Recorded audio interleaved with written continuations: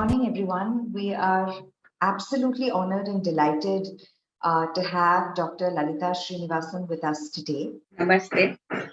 So, if we could start off, Dr. Srinivasan, growing up, all of us think about or dream about things that we want to do when we are older.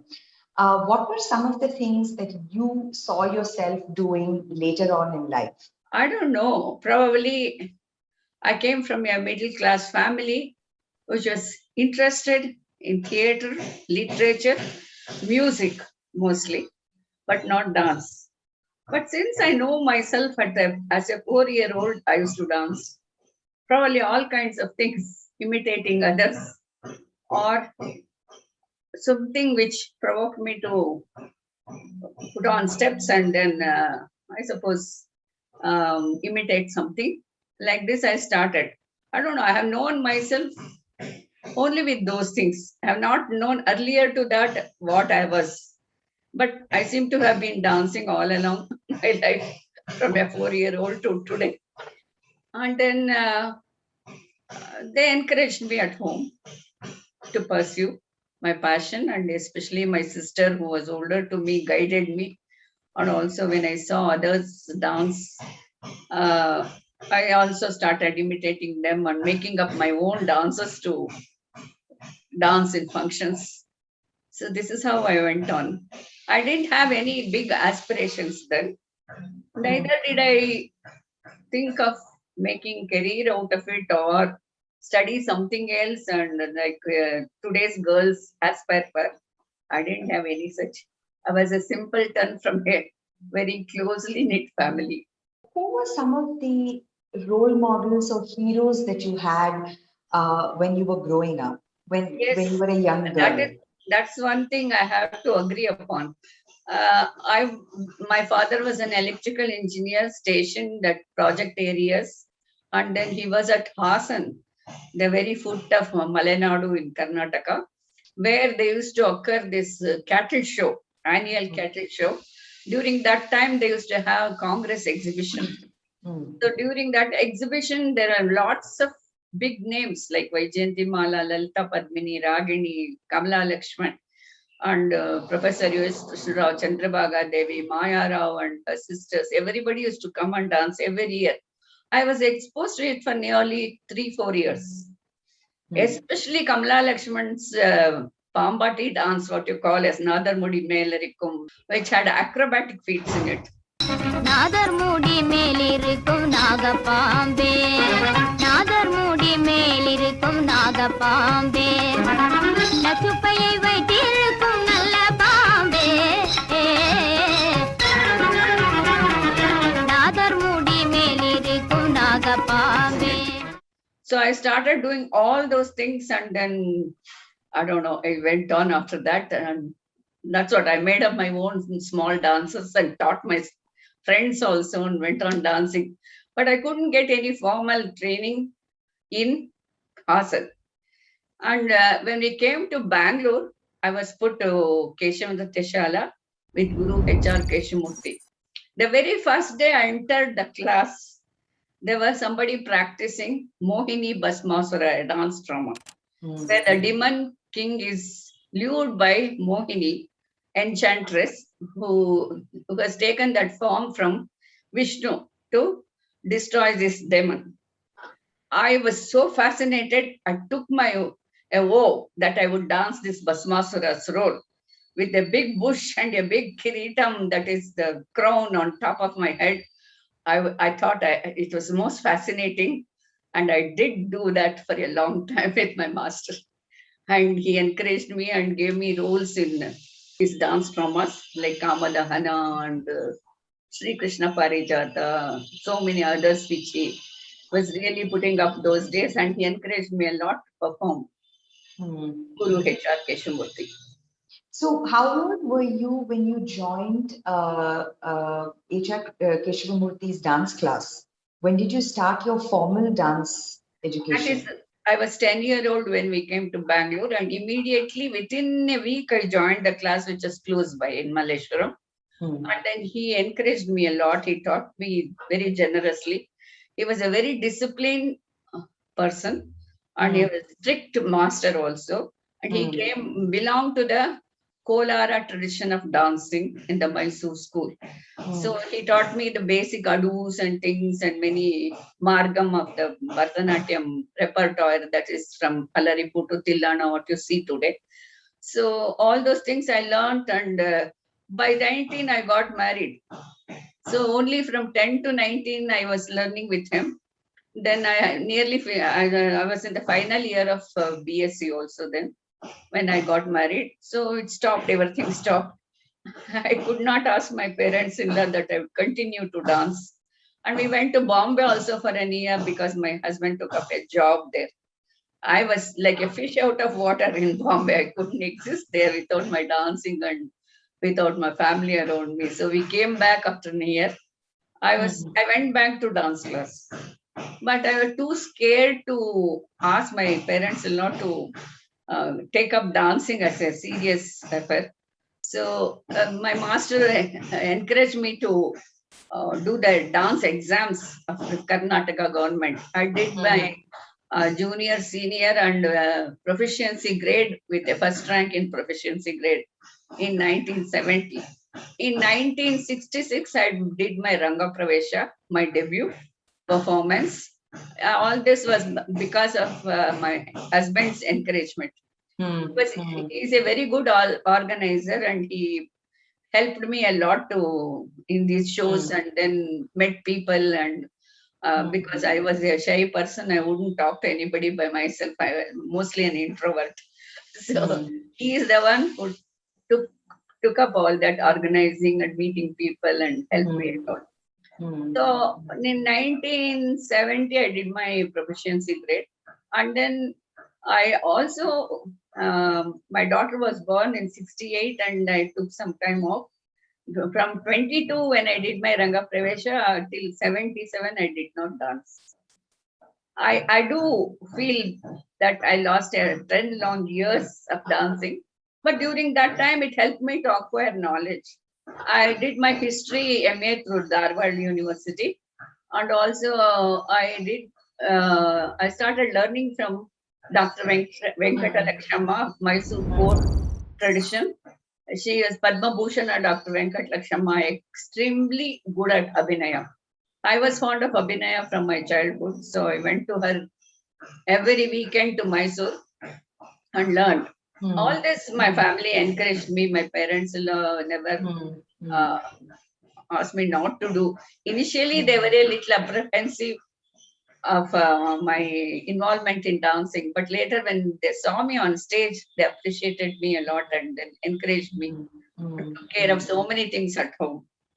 Dr. Srinivasan, you bring up a very important point of the critical role of parents in and siblings in a child's life. And also you come from a time where girls were married off early, and therefore, you also speak about the sort of the warmth and the affection given by your in-law side of the family as well. They were a sense of support. But even today, Dr. Srinivasan, there are some girls who face a lot of opposition because either their parents do not want them to dance or they have other expectations from them. What advice would you give, to say girls who face this opposition from their families? It could be their own families or their in-laws' families, which is an impediment to pursuing their dreams. So, what is some of the advice that you would give? I remember my father who told us, we were 5 of us siblings, and he said he could never make enough property to divide between us. But he told us one thing: learn whatever you want, try to excel in it, make good of it in your life. So that helped all of us, all the siblings have come up in life in a very good manner. So that's some advice I have taken, even though it may be dancing only, but I didn't think of it much to make a career out of it. It's just the love for dancing. I just wanted to dance, teach, learn more and more, and different facets of dancing I wanted to know. After especially my proficiency grade, studying theory about dance, Bharatanatyam, I started thinking there's more to this dance than just taking your limbs or moving around or making faces or gestures. So it also, since I saw Dr. Venkat Lakshma student doing Abhinaya, I was very fascinated by that, and that's why I went to Mysore. But I know that many of my students also suffer because today, the more than after 40, 50 years of my early learning, the parents or in-laws don't say don't dance. They are rather fascinated by a girl who is talented in dance and music and all that. But they feel that they cannot focus on the family. They cannot do anything much apart from the girls take up career also these days after academic pursuits. It is very difficult for them, and they don't get sustained support from the family. Whereas I got it. Luckily, I was very lucky in that respect. I got it, and I could spend lots of hours with my gurus. It helped. It doesn't help everybody. I know that there are so many of my students who are not denied dancing. The husband said, "Come on, you can dance," but who is going to help them through that? Financially, time wise, effort wise, and then taking them to the areas of, the theaters and bringing them back the late hours and practice sessions. It's very difficult for the family to put up with such things, and that's why it stops mostly, not because of non-cooperation by any. It's a kind of non-cooperation, perhaps. Yeah. Cannot be helped in today's life. And most women today, whatever field it might be, they feel that they might have been able to excel more had they got more of family support, whether it's taking care of children or whether it's just somebody there at the backstage to I see them hold your struggling. hand. They do not want to give up dancing, but their career, their academic pursuits, everything takes so much of their time. So they're unable to cope with this. Right. I feel sorry for them because I have created that love for dancing in them as a teacher. And when I see them struggling not to make ends meet in this, I really feel, have I done a good turn to them or not? That question rises in me. But how did you manage or balance dance and a personal life? Did you ever find it difficult? Anything any conflicts that you had while you were balancing work and personal life? No, not much. As I said, they were all very supportive in my family. My husband used to take care of everything. Only with my first earlier master, I had a little differences because when I went to Dr. Venkat Lakshma, he agreed to let me go. But as I started doing my creative work, he was a little nonplussed. And then since I could not get cooperation from him much, I had to find my own Natuvana and I had to do on my own, find my own musicians and practice. All that was a little difficult period for me. But that's why that's also one thing which prompted me to have these festivals in Bangalore. The thirst for knowledge, to see other dancers, other kinds of dancing. This was a big passion for me. So once again, my husband came up with that idea of having a festival. So in 1984, we started Nritya, which has brought in a lot of scholars from all over India and also all kinds of dancing and dancers. Name them anybody in India, they have come to Nritya and performed, and it has enriched us like anything. Dr. Srinivasan, you're a performer, you're a choreographer, you are a teacher, you organize, you do lecture demonstrations, and you're an author. And you do so many things. And your striving for excellence, I think, is truly inspirational. And a lot of times you look around you today, and a lot of students and people in general settle for mediocrity. What keeps your striving for excellence going? Your passion for lifelong learning. How does Probably how does a child what advice would you give a child to keep that going, that lifelong passion for learning? I don't know. As a child, as I told you, I did not think much, but only in my 20s, I started thinking about what is behind all these performances. And then I owe a lot of my gratitude to my mentors. Gurus were very generous. They taught me anything, everything that I asked for.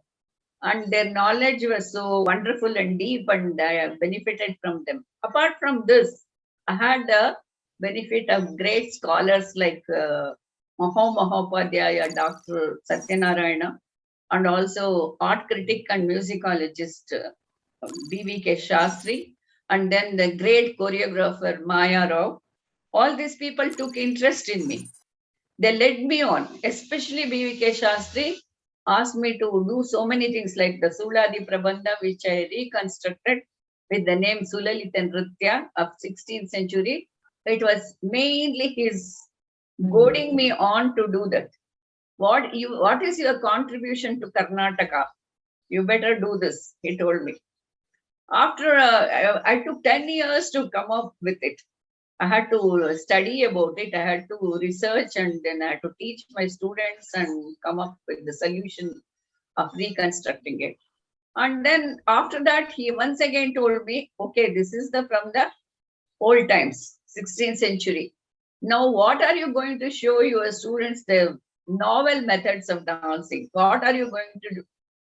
Pave a path for future thematic things and contemporary dancing.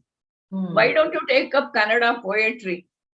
Navodaya poems are full of bhavas and feelings, and so much of information is there, and Kannada poets. So once again, I did Kavya Nritya because of his persuasion that I do it. So I had to rethink about this classical dance idiom for Kavya Nritya, and also because it is on general themes like a ebb and tide of an ocean, or the flag of India, Bharata Mata's tricolor flag, and also seasons. So many other things I had to do. So I had to rethink how to come up with proper movements for these things. I suppose fairly I was successful in it. Many people have enjoyed it. And also dance dramas. In Kannada, I've done a lot of dance dramas of the most of the Jnanapita award winners, like Masi Venkateshengar, Kuvempu. One part of it, and I completely agree, is the very, very critical role which is played by teachers and mentors. But how do you yourself keep the creative and curiosity juices flowing?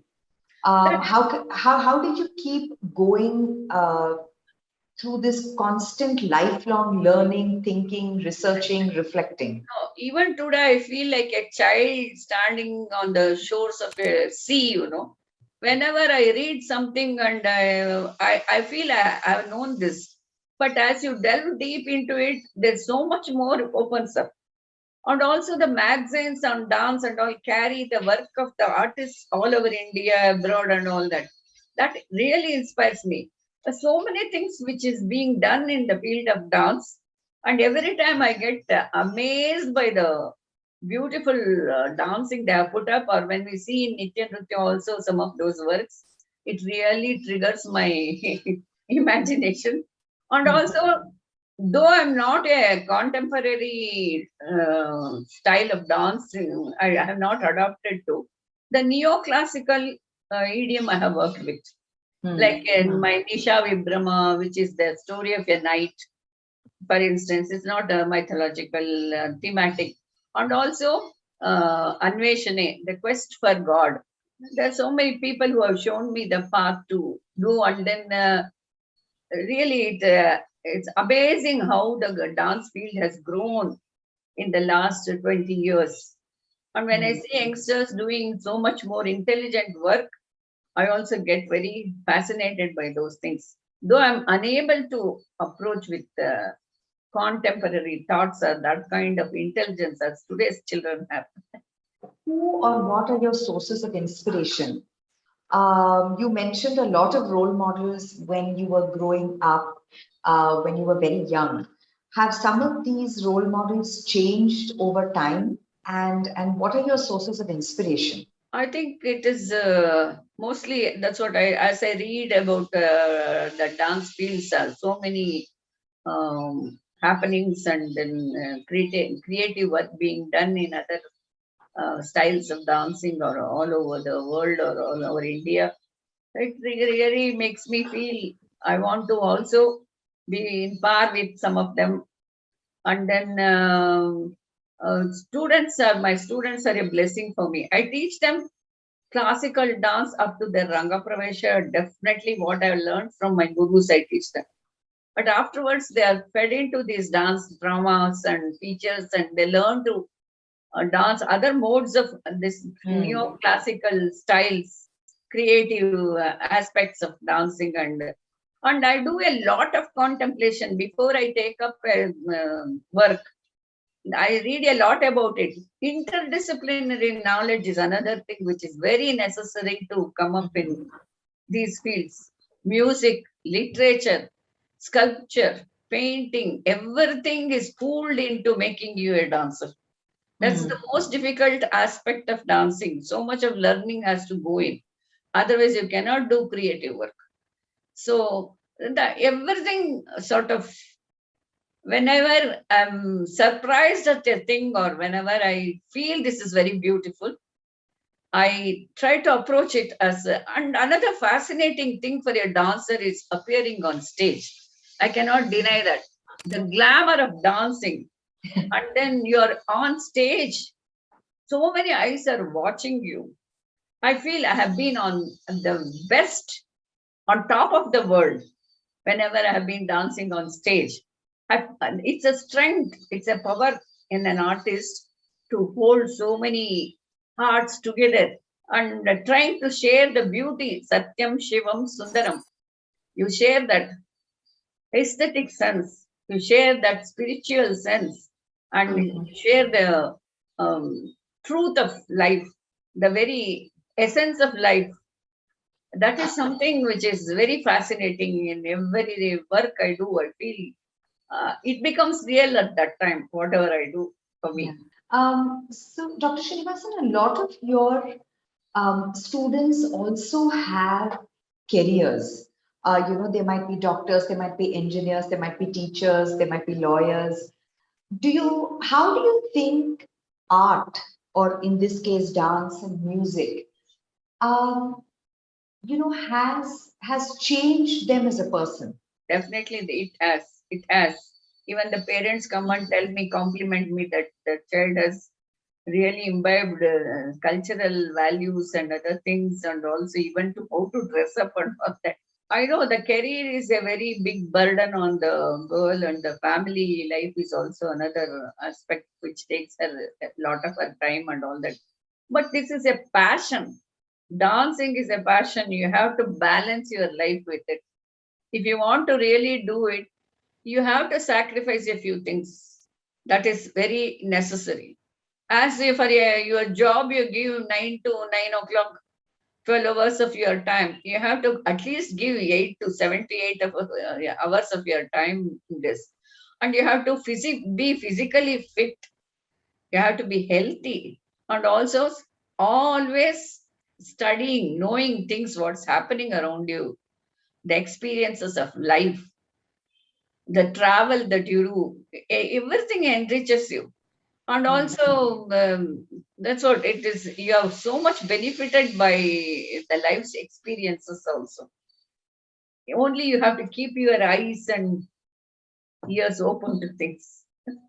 But I think, I learned music from the age of 4 or 5, and I find that doing any kind of art, it could be music, dance, painting, theater, it really fuels your own creativity. And that I find even helps children when they come to other careers. I find that being an artist has helped, or learning music or dance helps you in your mainstream career as well. Yes, definitely. Your concentration, your focus, memory power, stamina, multitasking, everything comes, and build up a personality which is very attractive. They will say, I'm sure you're a dancer, the way you walk itself, they tell me. So there are so many things, plus points. You don't have to be a real big performer, but you are benefited by learning dancing. So it's very essential for children to be introduced either for music or dancing, if whatever they are talented in or whatever they like. It's really very good for children to learn one of these arts, or even painting where the creativity is ignited. No, I completely agree with you. And I also think that, and I've seen you put together several dance ballets. And I think that something which is very important for children today is understanding teamwork.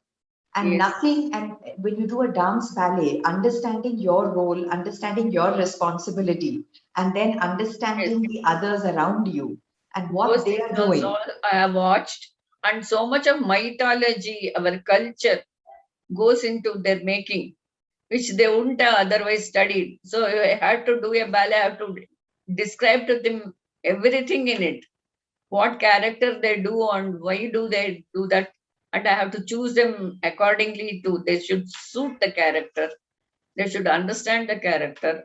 All this is necessary. Even in solo dancing is also, it's very necessary. Explain to them the background of what they are doing, the language, multiple languages you learn. I learned only Kannada. I studied Kannada and English, nothing else. But Sanskrit later I took up and studied. But Telugu, Tamil, Kannada, everything I understand because of the lyrics in dancing. So that also helps many children. And we make them write down the songs and all that. So it improves their diction and language understanding. No, it's very, very important, I think, for holistic development of an individual, that they learn art, craft, and I think that's very important. It also develops you socially And and also emotionally. travels together. Children have been so much benefited by that. They even today, after 30, 35 years, they come back to talk to me. When we went to Delhi, when we went to Chennai, when we went here, there, how much we enjoyed, how much we learned, and interaction with the musicians who used to be with us in the train. We had so much exchange of knowledge and thoughts and ideas. It's such a enriching experience every time to be with the children, to be with the musicians, to be with the family. And family being, so many of them used to come along with us also, the mothers. So everything used to be taken care of. Everything was a big experience, really. We have enjoyed thoroughly.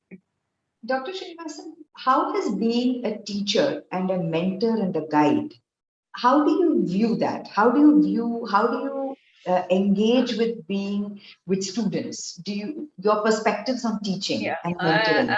I'm very sure it's a very responsible job. You have got to be a role model to your students. Not only teach them dancing, footsteps, and that's what we teach them, so much more. The theory of behind all this, and also the mythological lores, music, and how you conduct yourself. I teach them how to take classes. I teach them Natuvangam, how to conduct the shows, and I teach them stage craft. We get some expertise also, expert persons to give us that knowledge, and yoga in the class, and so much exchange. Even while talking, they come to me. Some of them are doing research work, and I guide them quite a bit. And I'm also fascinated when they are doing the research work. I learn so much. The teacher and student are like two-way mirrors. We look into them and learn so much. They look into us and learn so much. It's a never ending journey, I think. Why do you prostrate in front of a guru, it's not because of what she is. It is the knowledge that we share between us, the knowledge which takes us to a higher realm of life, elevates us to a higher level of understanding and life. That's why we do that. And you have so many students. Some of them are natural dancers. Some of them it takes a little longer. Now, some are good at Nritya. Some are very good at Abhinaya. So, as a teacher, how do you nurture individuality of the child? That is, we have to be a little selective when we teach them some items, and naturally, but they have to attain. I believe in attaining at least 60%. You must get a first class. About that is 80-90% is their work and their sadhana. So I try to bring them up to at least 60% of the learning quality. I try to give them enough practice, and then guide them on. And also, we also share the festivals like Vijayadashmi, Ganapati Puja, and so Deepavali and all with the students. So we are a one big family, not only a teacher and student. We are friends.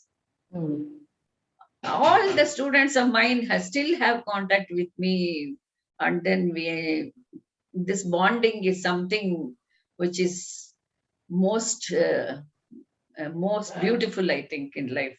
It has enriched my life like anything. Yeah, it's beautifully put, because I think a teacher learns as much from a student as a student does from a teacher. And I think oral tradition is something which is unique to India, especially in these arts. There is so much of personal exchange between the teacher and the student. That is, I also know their problems. I know their attitudes. I know their other ways of behavior and all that. I get to know them. I don't interfere in their lives by any chance, but they come to me to speak means I'm always there for me. What are you currently working on? See, 40 years back when I started the creative work, I was ahead of the field. The field wasn't thinking like me. I was a little rebellious also, I think. I did so many things which others did not approve of. They criticized me, but some of them also appreciated me for. But I had the conviction that I had the courage of my conviction, and also I enjoyed what I did. That was most close to my heart. I wanted to do the, and also the balance between the physical attitudes of dance and emotional attitudes of dance was very necessary for me. So even my life's emotions were totally involved in my dance also. But not now. I feel I'm falling back now because of my traditional and orthodox ways of, or not totally orthodox, but as I'm getting old, naturally the next generation has taken it up much forward. So I can't think like them by any chance. So I feel I'm falling behind now. And also, but still, there are, as I said, there should be a good balance between the emotive quality and the physical quality of dancing. I have contributed to this field by some marga as a traditional Allariputu Jatiswara Tilana. Instead of that, I have created Marga Taranga on rivers of India, which also has the beginning item, the middle item, Varnam as in Bharatanatyam, and then Tilanam to end with. And then all the songs speak of rivers of India, different rivers, Ganga, Yamuna, Bhagirathi, Tungabhadra of Karnataka, Kaveri, and Godavari, and all that. Now I'm working on moon. What does Chandra, what does he signify to us? So I want to do a marga on moon. And also I want to bring up another Suladi. That's my passion now again. Reconstruct another one. which belongs totally to Karnataka. Mm. When I saw the Suladi on stage, when I used to do Natwangam, I didn't think much about it. I was so involved in my conducting the show.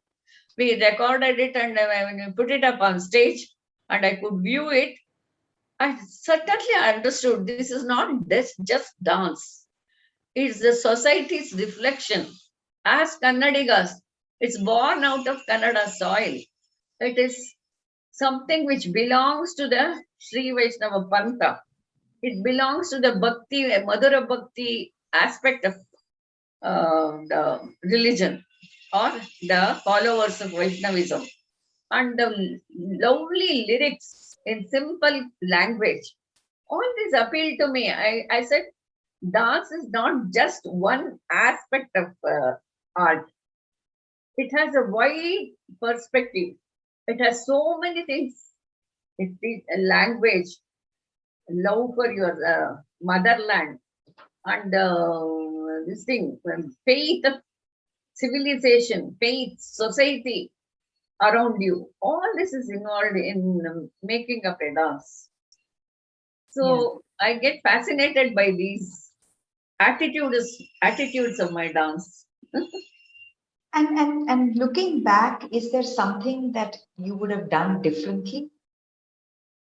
I guess one thing I have felt is I could have been technically taught, scientifically a better this thing. Learning was necessary for me, I feel. I went on the calling of my heart, not from my brain. Or so it was, I wish I had learned as an youngster more strict adherence to the science of dance, one thing. And also my visit to the Wesleyan University, where I did summer course in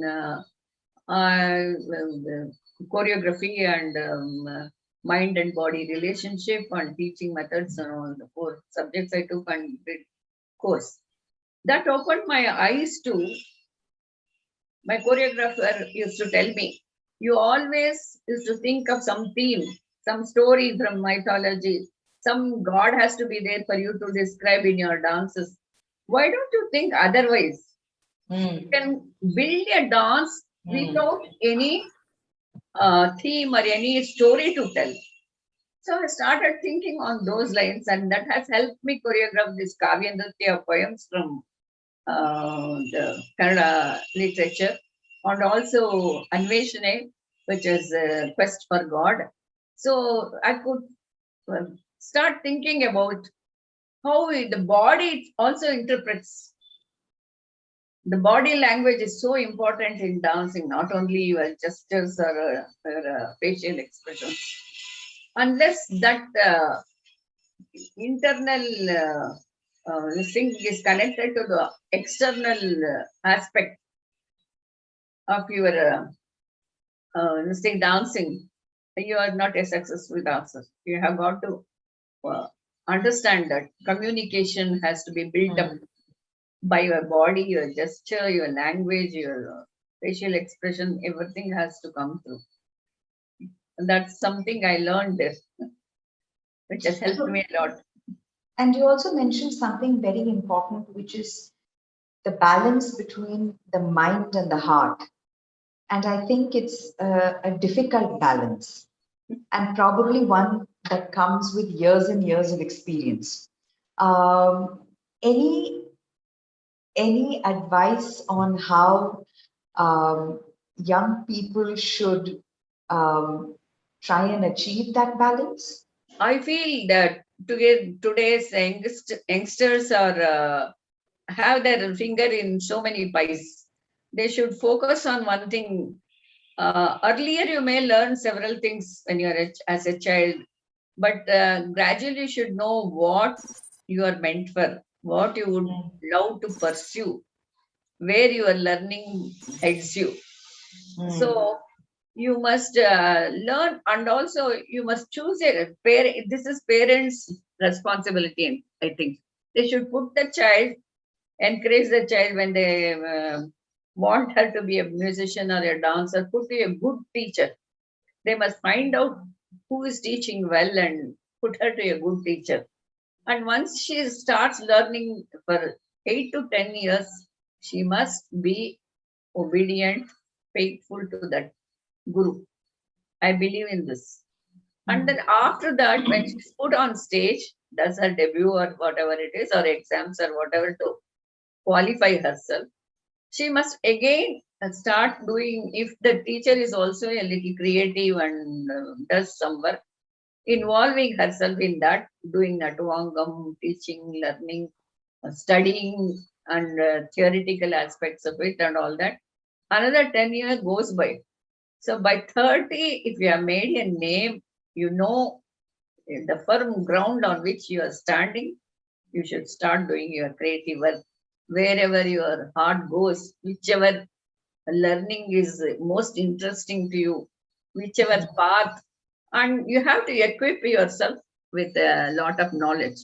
That's what music is necessary. Even though you may not be a big singer or good singer, you should know the in and out of music. That's the reflection of music in your dance. So you cannot do without music. And literature is another thing. You study, read anything, everything from which you take so much of ideas. You keep reading, whichever language. And then Sanskrit is a little essential to our Indian dancing. And then on sculptures, there's a big, vast area of knowledge there. Epigraphy, sculptures, anything, you must pursue those things to make a good dancer of you or a creative dancer of you, and where your inclination goes. But it's kind of intuitive, Choreography is not taught. I feel it cannot be taught. You can only guide them to some extent. Even small items like a javali or padam, you can guide them, but not teach totally what they have to do. So they must understand the in and out of it, how it is, or whatever that has to depict. They must absorb it and come out with their own way of dancing. I encourage that. I do not, many people say that each dancer in your class dances differently. I don't mind. I'd like to maintain their individuality. Though if they go wrong, I would like to correct them. But if they do it in a different manner, it doesn't matter. Any other advice, messages that you would like to give children? But once you want to be a dancer, if you make up your mind to be a dancer, you have to sacrifice certain things. It comes in the way of your family, it comes in the way of your so many things, the personal life, and also traveling. All these things have to be taken care of, and your association with musicians who give you the best of themselves when you have to perform, a good relationship with your students, parents, their parents. All this is very necessary to make an institution come up and make a name, and you have a good this thing, vibes in your classroom and outside also. It's very necessary and all. It is the whole focus of your life is on this. You may be a mother, you may be a wife, you may be doing something else, but you want to be a dancer. Your main focus is dancing. Every other stream goes into it to make a whole. And any advice for parents?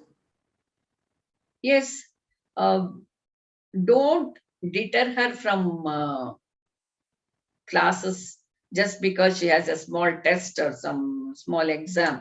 Yes, annual exams, we do understand today the academic this thing is very heavy on children. I do understand. But for every smallest reason, if you stop her from going to class, it just doesn't help the teacher to get the best out of the child. And physical fitness, proper food, and maintaining the health is also very important. That's what the parents should know, which teacher they are putting their child to, and they also be a little faithful to the teacher and listen to her advices or whatever exchange of ideas about the child. Or sometimes the child, they think the child is coming to class, but she may be bunking, going somewhere else. So you have to tell them also those things. So personal life quotients also come into it. And finally, any advice for teachers? It could be classroom teachers working with children. I don't say it is very individualistic. It help. I mean, you have, once again, you equip yourself with good knowledge, so that what you impart is correct and not away from the truth of the art of dance. And many times these conflicts arise during exam times. I have seen that. What we teach a child, they will negate that and say this is not the correct thing. And the teachers have to answer for that. But that's what, there are so many books available today.